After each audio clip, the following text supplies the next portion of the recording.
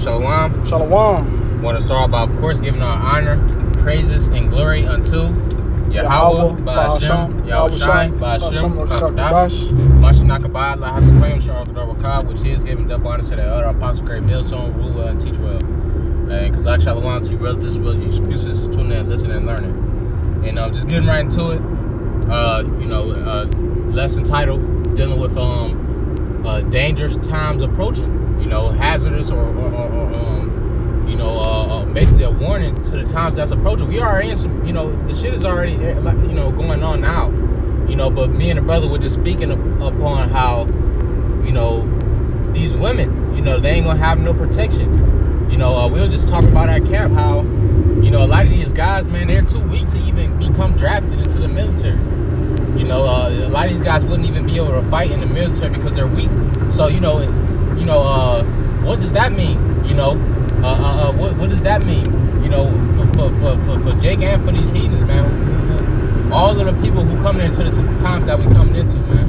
It's gonna be bad, man. I'm gonna get this Isaiah. This is book Isaiah. Jeremiah. This book of Jeremiah, chapter 30, and verse 7. I'll read for you. Yeah, I was gonna ask. It says, Jeremiah 30 and 7, Alas, for that day is great, so that none is like it. It says, It is even a time of Jacob's trouble, but he shall be saved out of it. Right, and Jacob is going to be saved out of it, meaning you're going to have a portion of the elect, that's going to be, that the Lord is going to sustain. That's right. But what's going to happen for everybody else, man? Because the scriptures say death, famine, woe, war, cannibalism, all of these things are coming back, man, and are already here. So what does that mean for everybody who doesn't serve the Lord, man, who doesn't have the mark of exemption, that protection? Because when you go into the book, Revelation, I'm talking about Revelation where it's talking about mark all them that sign that cry. The scripture say mark them that sign that cry for the abominations that be done. So you got the Lord got, like the scriptures say, 7,000 men who have not bowed the knee to Baal, and they sitting up here hearkening and listening to the Lord while he is not. But you gonna have a lot of people who ain't gonna listen to the warnings. What, Ezekiel chapter 33? What did it say when if you warn that man the blood off your hands, if he hearken, that's between him and the Lord, and that's the judgment is gonna be fall at. The judgment is gonna tell that. Yeah. I got a quick precept. Kind. It's Jeremiah 15 and 3. It's a lot. Jeremiah 15 and 3. And I will appoint over them 4 kinds, saith the Lord. The sword to slay. What's the modern day sword? It'll be like the gun. Right. Or on a larger scale, that sword is going to be the ICBM nuclear missiles. Exactly. It says, and the dogs to tear, and the fowls of the heaven, and the beasts of the earth to devour and destroy. And see, look, those four judgments, the Lord is going to unleash that on a high scale in Jacob's trouble. Mm-hmm. You're going to have the beast of the field. All right, what does Scripture say? If a man escape for a lion, he should run into a bear. Yeah, so the beast of the field going to be out here, eating and devouring and killing. The Lord going to put a spirit of vengeance upon them. And this Scripture say there should be spirits, newly created spirits. Newly created beasts. Yeah, newly created beasts with the Salaki, I'm butchering. Sword strokes, barbershop, if you could grab it. You know what I'm saying? And that the Lord is going to use that on the all-time high.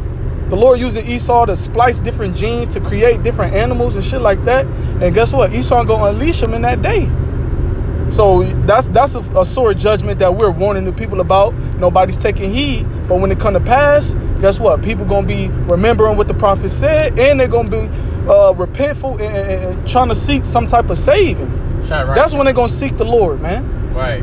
Try to see some type of mercy too, because the Lord is going to be pouring on some judgments, and some of them judgments is going to be brutal, man. You find that scripture? Yeah, this is the book of Wisdom of Solomon, chapter 11 and verse 18. Our unknown wild beast, full of rage, newly created, breathing out. Hold on. Let me start at 17. I'll read it. Right. Wisdom of Solomon, chapter 11, verse 17.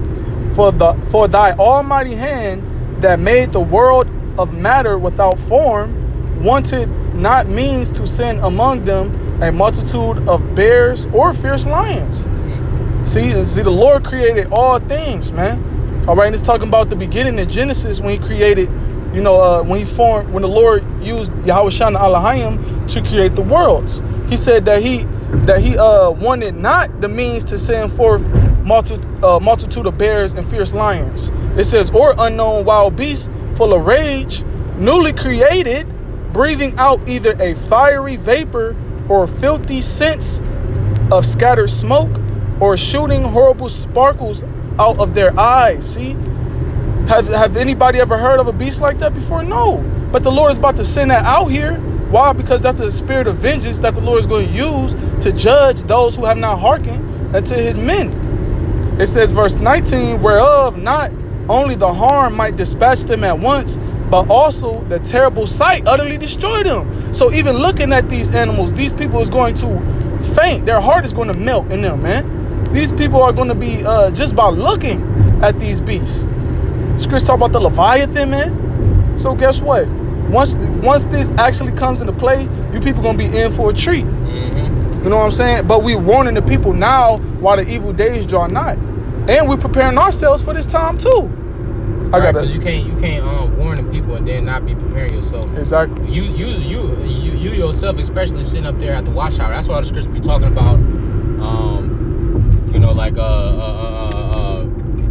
well, damn, I lost train of thought. What you about to get? Because I got a precept too. Oh, grab your precept. All right, Con, this is the book of Ezekiel, chapter 33. I was thinking about Hebrew chapter 6, where it talk about it would be better for him that he shouldn't have tasted of the good, But this book is Ezekiel chapter 33, I'll start at verse. I'll read for you. What verse you starting? 3. Start at verse 3, Bible shot. Ezekiel chapter 33. I'm gonna start at the top. It says, again, the word of the Lord came unto me, saying, Son of man, speak to the children of thy people, Israel, and say unto them, when I bring the sword upon the land, if the people of the land take a man of their coast and set him for their watchman. Right, the prophets. Right.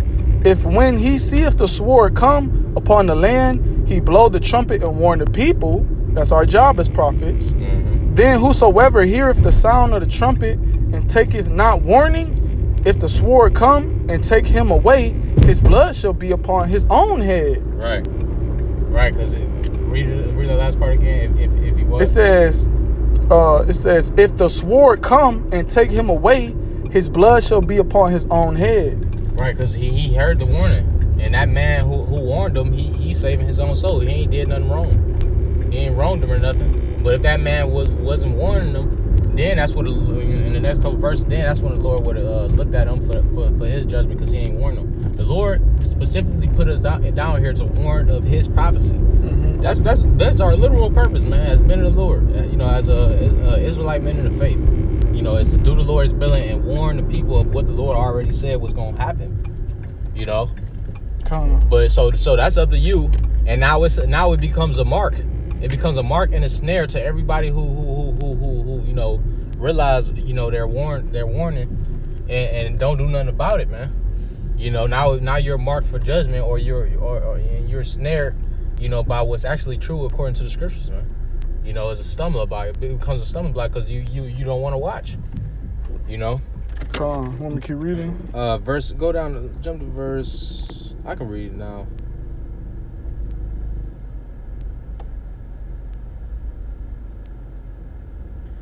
Verse 7. It says, so thou, O son of man, I have set thee a watchman. Right, so we are the Lord's watchmen. He set us like pawns or bishops or knights, whatever. We are the Lord's chess piece. We move through the spirit of the Lord, man. Which He have other chess pieces, greater chess pieces, weapons, angels and chariots. But we're basically working as pawns to do the Lord's bidding. The Lord is using us. We are light, man. We're weak. We are weak. The scriptures are all the righteousness is 50 rags. The Lord called us a worm, Jacob. So we're weak, but the Lord is still using us, as His mouthpiece. Because once the scripture talk about in the book of 2nd Ezra, the 13th chapter, that the Lord shall rebuke them with His mouth. I mean, basically how we gonna he used his mouth. That's the prophets, but he also got other weapons as well, the chariots.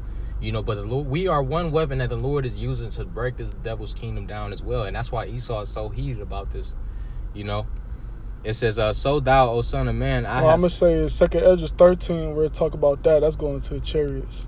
Let me see something. That's going into the chariots. I'm thinking now in Revelation where it talk about how they should consume them with the fire cometh out of their mouth and consume them. That's probably what you're thinking about. But you on point. You know what I'm saying? Because that's what we out here doing, man. You know what I'm saying? We out here rebuking in the gates, correcting our people, and at the same time teaching them and warning them about what's about to happen. All right. I can pick up on this. Ezekiel 33:7. So thou, son of man, I have set thee a watchman into the house of Israel. Therefore thou shalt hear the word at my mouth and warn them from me. So this is our job, right? This is our job. The Lord's talking to Ezekiel, but he's also talking to us because we are prophets just like Ezekiel. It says, verse 8, when I say unto the wicked, O wicked man, thou shalt surely die. If thou doest not warn the wicked from his way, the wicked man shall die in his iniquity, but his blood will I require at thine hand. See, when you don't blow the trumpet, when you don't warn the people, and you gotta blow the trumpet that it makes the correct sound, which means what? You have to have sound doctrine, have the correct doctrine out there, man. Okay, but when you warn the people, okay, and you blow the trumpet and you out there in the highways and byways, that's how you get the blood off your hands. But when you don't do that, or when you blow an uncertain sound, now you have blood on your hands. And that other, because the person who died in their iniquity was his life was in your hands in a way, man. And what did you do? You didn't prepare him with the correct doctrine. So with that being said, when he died, his blood on your hands, man. And the Lord gonna require it to your hands, and then you're gonna eventually die and perish and receive a judgment.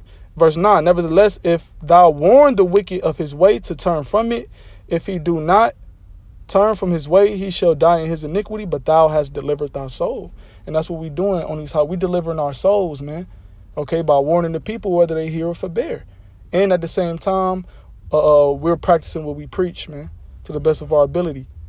So you people is fucking through, man. 2/3 of Jake is through. Our apostles and elders been out there preaching for how long? Over 30 plus years. And niggas still not getting it, man. But you got the elect waking up, but niggas still ain't getting it. So guess what? We moving on, man. And when Jacob's trouble come, you know what we gonna say? We gonna say, because when the scriptures talk about the 5 foolish virgins who took no oil, and they wanted to buy the oil, and what did they say? It said, let me grab that real quick, cause I don't want to butcher it. This is I got a closing scripture too. This Matthew. It's a lot, man. I'm all over the place. What is it? I get it. Matthew 25. This is Matthew chapter 25 and start at 10. Verse 10. It says, no, Salakia, start at 8. Verse 8. And the foolish said unto the wise, give us of your oil, for our lamps are going out. Now the oil is the understanding of the scriptures, which means you have to get the breakdown. We're giving the breakdowns now by warning the people. Okay, but guess what? The Lord gonna take us off the streets, according to Amos 8 and 11. All right, we're the Lord gonna have a famine of the word. So during the time of famine of the word, all hell and destruction gonna be breaking loose. So go ahead. But the wise answer, saying, not so, lest there be not enough for us and you, but go ye rather to them that sell and buy for yourselves. And basically, you know what that means? Because ain't nobody going to be buying and selling in that day. Ain't nobody going to be preaching on the court. No. So that means that, hey, basically, fuck you, man.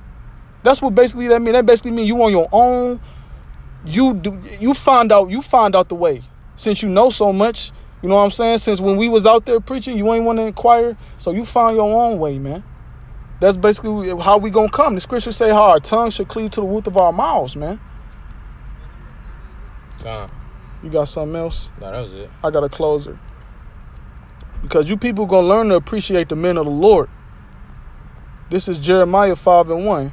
Run ye to and fro through the streets of Jerusalem, and seek now, and know, and seek in the broad places thereof, if ye can find a man. If you can find a man, if there be any that executeth judgment, that seeketh the truth, and I will pardon it. See, the scripture said the Lord gonna make a man more precious than a fine gold of Ophir. Not just any man, but the men that seeketh the truth.